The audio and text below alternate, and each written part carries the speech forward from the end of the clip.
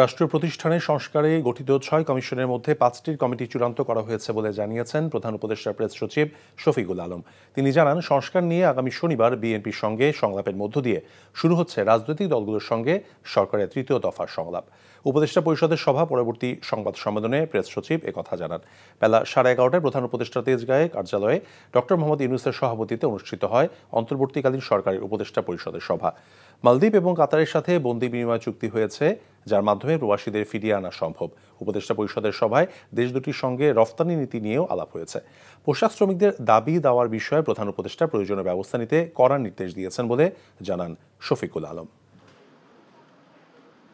আর যেগুলো আলাপ ফিরিয়ে আনতে পারবো বা তারা তাদের যে আজকে যেটা জানতে পারলাম সেটা হচ্ছে 5টা কমিশন মোটামুটি ফাইনালাইজ, এটা জাস্ট ডিক্লারেশনটা বাকি। আর একটা কমিশনের 2-1 জনের নাম একটু বাকি আছে, এটাও আমরা আশা করছি 1-2 দিনের মধ্যে এটা ফাইনালাইজ হবে। আর পলিটিক্যাল পার্টিগুলোর সাথে আলাপটা শুরু হচ্ছে শনিবার 2:30টার সময়। প্রথম দিন বিএনপি থাকবে, এটুকু আমি বলতে পারি। এরপরে তো আরও বাংলাদেশের প্রধান কিছু পার্টিগুলো থাকবে। সাময়িক বিচ্ছেদ শক্ত বাঁধন তৈরি করে।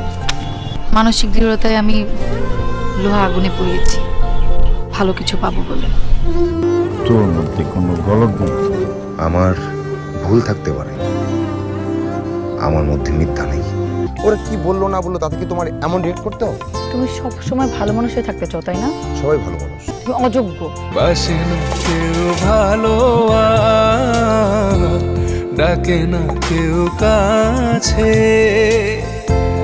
তোমায় মনে করার কারণ খুব আছে।